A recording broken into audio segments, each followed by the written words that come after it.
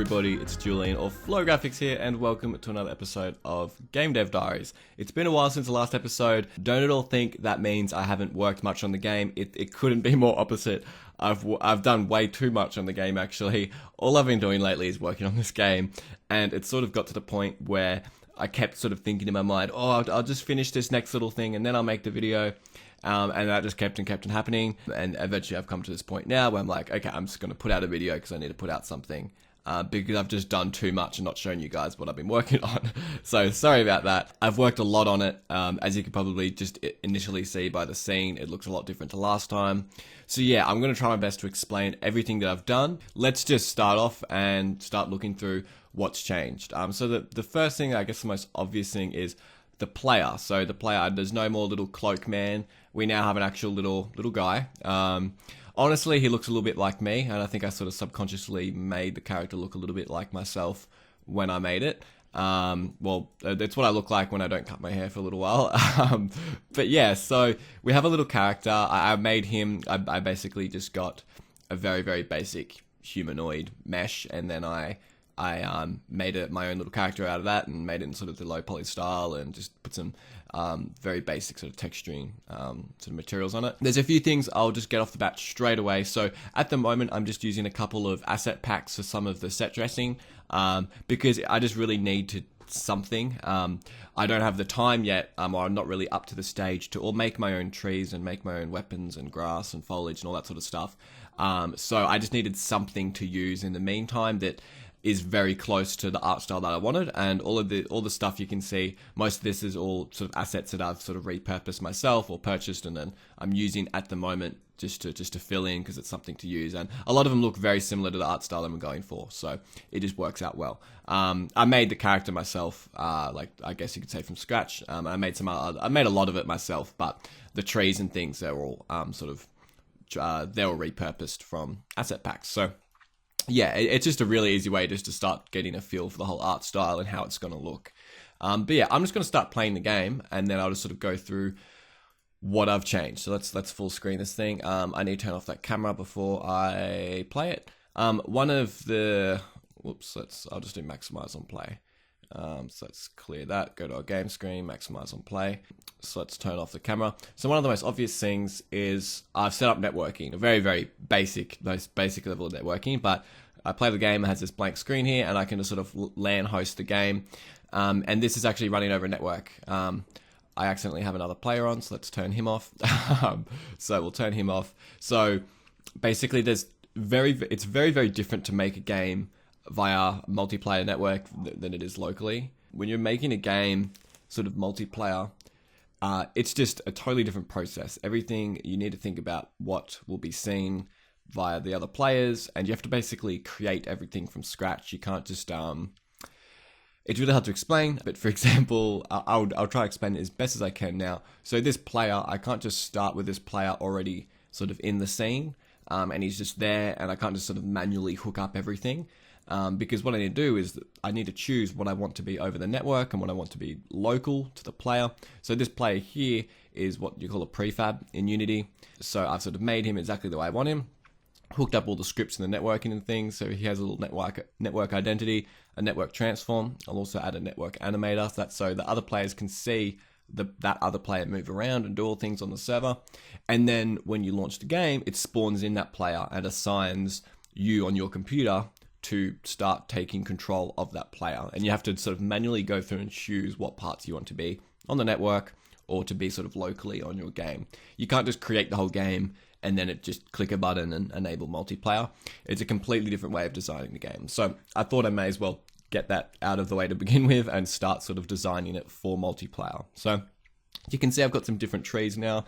I've made the health of all the trees just one hit. So I just right click, bam, plays a little swinging animation, and then they fall down, and then the second the trees detect impact, they break into little chunks of wood. So that right there is a lot different to the first iteration of the game. So I've got some basic animations for this guy.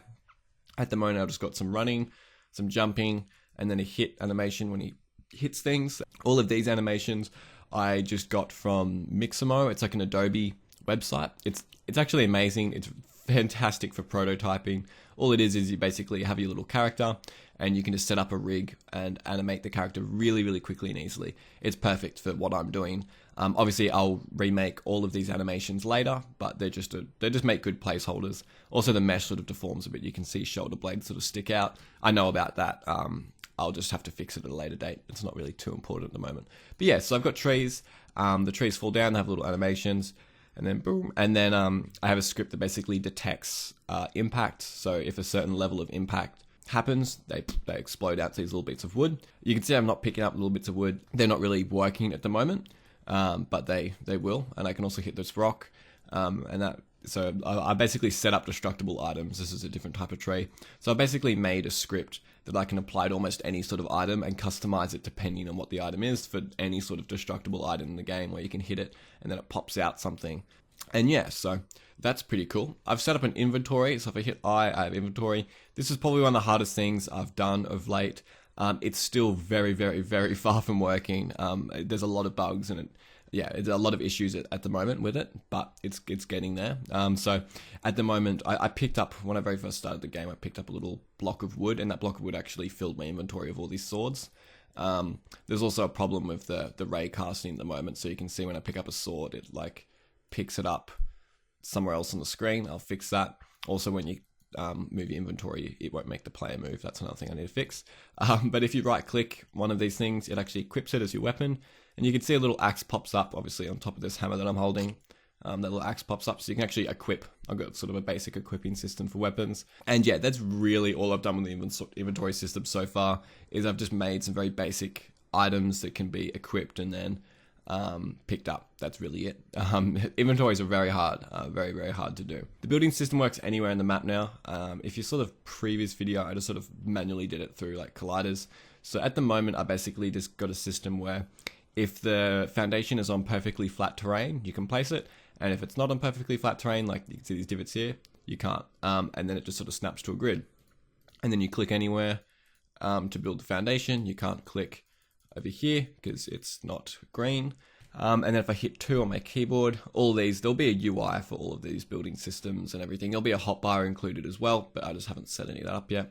And you can build walls, so I can add some walls to this building.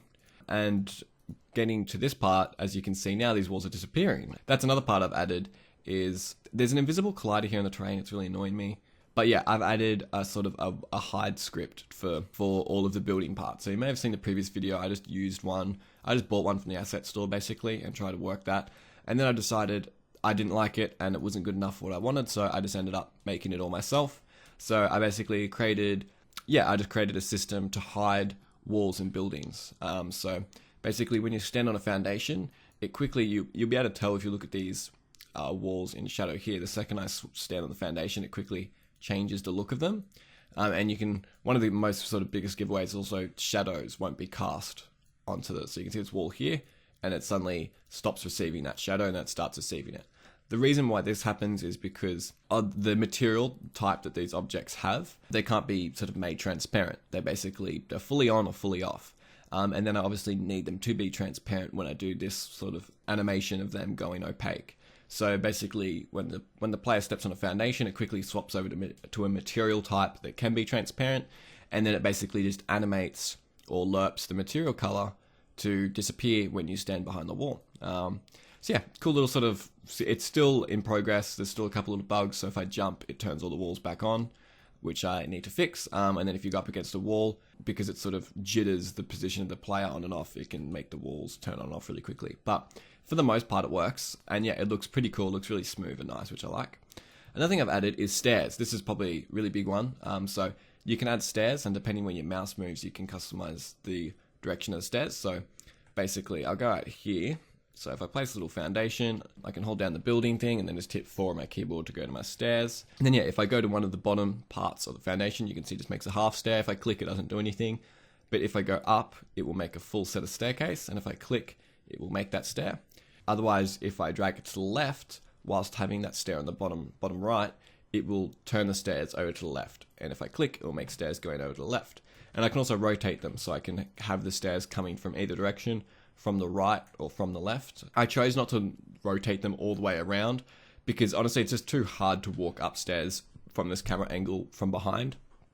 And then there's just no real need. These are pretty much all the options that you'll ever need. So yeah, this makes some, you can make double staircases like this, go up like that.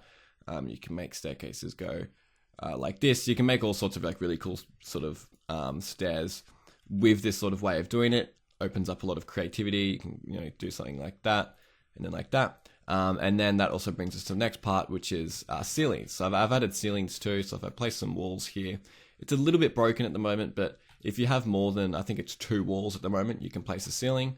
That wall's on top, that's a bit of an optical illusion. Yeah, so if I place these down, place some walls like this, I can put ceilings like this. And then if you go underneath, it disappears the ceilings. The ceilings will also animate like the walls do. They'll look nice and sort of fluent. I just haven't set that up yet. But yeah, so you can place ceilings and you can basically create multi-level structures. There's a lot of things broken with the building system, just because with the building system, there's so many moving parts and so many things to do. There's always things that are going to not work. Like you change one thing and then something else breaks, and then you change another thing and another thing breaks. And yeah, there's just always things breaking, which is good fun. But yeah, so you can basically create multi-level little houses. So yeah, currently there's a few things. So you can see I can't really place walls here. That's because there's just a bug where the walls disappear. I need to fix that. The stairs work perfectly. There's no bugs with the stairs. It took a long time to make it that way though. There was a lot of different bugs with the stairs, but now they just work perfect. You can't do anything wrong with the stairs. And the foundations and the stairs. So the foundations and the stairs work perfect. The walls and the ceilings and everything else, I've got a long way to go. So yeah, so you can see I've sort of built everywhere. And then another thing I've added, if I go to my building, is if I hit R on my keyboard, these are all just placeholder commands at the moment. I'll hook them up to UI and other things, is you can place items. So I've got a little chest. If I scroll on my scroll wheel, I can rotate the chest to whatever direction I want, and I can just click to place them. Obviously you need to turn off that so you can't place inside of another chest. But yeah, and then I can sort of rotate them to be along the different edges of the foundation, or if I want them to be sort of in the middle of the foundation, I can do that too. And yeah, it's just a cool little system. I can place chests, and I've just sort of got chests in the moment, but this whole sort of item placement system can work for any sort of item. So I could place beds or tables or chairs or anything. So the plan is to basically make a system where I can basically have one sort of script or one sort of default item, and then change the model and change the characteristics of how it snaps all that thing. And that can be basically every single item in the game can work off that exact same system. Starting to sort of really get somewhere with base building and setting up your little houses and stuff. Lots to go, lots to do, but it's getting there, and I'm really liking where it's going at the moment. I've got this little campfire here. You can obviously see I've messed around with some of the visuals. I've done a fair bit on the visuals because I do like to, even though technically you don't really need to work on the art until sort of the last half of the game. I like to work on some of the art, which is why I've gotten a lot of these placeholder models and things, and worked on a couple little things myself, just so I can start to really get a feel for the game and how it's going to work. Because I do think the art style and the whole look and aesthetic of the game plays a big role in how good the game is, and also how it plays. So I tried to get an aesthetic for the game as quick as possible. So yeah, I got this little fire here, and I just made a little cauldron with some crystals because I was bored. I was also just playing around with some image effects with some bloom. I do have some image effects on this camera actually, so if I just quickly pause the game, if I go to the camera here, you can see if I go to the main camera, I've got post-processing on it, which just makes everything look 1,000 times better. It makes the colors look a little bit cooler and a little bit more defined. It also adds some glow. You can see those crystals there start glowing with a little bit of bloom, which looks pretty cool, and you can see the sky. And talking about the sky, that's another thing I've added, which is a day and night system. So this is a day and night system that I didn't create myself. It's a terrific day and night system that a lot of different games use. The original legacy version of Rust used this exact system. A lot of other games on Steam at the moment use it. It's just really lightweight system that just works really well, and it's just awesome. It just does exactly what it should do, and it's perfect for my game. So it's called Time of Day. I bought this asset like a very long time ago, so I decided to import it into this project. And it's basically a full day and night cycle that you can really sort of customize. So yeah, I've got a full day and night cycle in the game at the moment, and I can sort of change a lot of variables. Like I could make certain enemies spawn at different times of the day and change a whole bunch of things about the environment depending on what time of the day it is and what moon cycle it's on, and all sorts of things. So yeah, there's a proper nighttime to the game. If I play the game at the moment, you can see there's nighttime. The grass looks really gross at the moment. I need to fix that. For now, I'll just turn the grass off so it looks better. But yeah, there's nighttime in the game. It looks really cool. I love the look of the nighttime at the moment. It looks awesome, especially with all the glowing stuff. It's just in the fire and the crystals and things. It looks super cool. But yeah, that's I guess a brief overview of most of the stuff I've added to the game. There are a lot of other things I've changed and altered behind the scenes to do with like bug fixing and optimization and some other little things. But what I just sort of showed you was most of the things that I can sort of visually just show you that I've done straight away. The plans for the next few weeks are to get the crafting system fully working. Building system, to get the building system, at least with the walls and the ceilings and the stairs completely working, bug-free, so you can build multi-level buildings and it all works and there's no bugs or anything. And then to keep working on the UI and make it so chests and things actually work with the UI system and you can place items in chests and add them down. And then a few other things, but I really want to get the building system working. So yeah, it's honestly, it's going along really well. If I have any sort of major thoughts or major problems I've come into, this is something that's really interesting. If any of you are actually interested in game design, this is probably something that you will almost definitely encounter at some point. And this is something that I've encountered a lot of times throughout making games, but it's like this moment of realization where you sort of think, wow, am I totally out of my water here? I'm out of my depth. Like, this is just too hard for me. And I've had that thought a lot. A lot of people do when they're making games. For me, it's been with the whole UI system and creating a UI system that works over networking as well. It's really hard, and it's just hard. And I'm not very good at programming. I'm learning programming as I go. So it's definitely very daunting trying to get good at programming, and not just get good. I feel like I already am somewhat good at programming, to get great, because you really, like, to make a full polished game, you need to be fantastic at programming. You need to know a lot about maths and calculations and all sorts of different languages to program in, and how processes work and how networking works over Unity and all sorts of things. And it's hard, and it takes a lot. Especially for an artist like myself, it's even harder to try and constantly switch your brain from like this artistic mindset to a mathematics programming mindset. It's very difficult. And if you ever want to be sort of a one-man team, that's the bit of log that I just picked up, by the way. It gave me all the swords. If you ever want to be sort of a one-man team and make games yourself, that will be a dilemma that you'll face. If you're a programmer and you're really good at maths and programming, you're going to have a lot of trouble with level design and art, most likely. And if you're an artist, likewise. We're not all amazing at everything. We're human. And although I do think I'm decent, like I'm good at programming and I'm good at art, I'm good at a lot of things, you need to be a lot better than good to make a game. That's just how it is. Honestly, if I could say something that's completely honest, it's just game design. It's just so hard. It's really, really hard and really time consuming. I could honestly think of almost anything to do that would be easier than this. Setting up a company would be a lot easier than making this game for me. Doing a whole reaching 500,000 YouTube subscribers would probably be way, way easier than making this game, because it just requires a whole lot of time and a whole lot of effort and a whole lot of dedication. And yeah, it's not easy. It's really not easy, but it's extremely rewarding. Like, it's very, very rewarding game design. And that's what's so special about it. And that's what makes people, keep doing it, is because it's really rewarding. And it just gives you this sort of special feeling in your tummy that you're sort of creating your own little world. This game that I'm playing right now, it didn't exist. I created it myself. I created this man. I created all these trees. Then you can knock them down, and you can hit stuff, and you can interact with the world. Apparently not. Apparently it's broken. There we go. I hit a tree. And you can do all these sorts of things, and I created all that myself.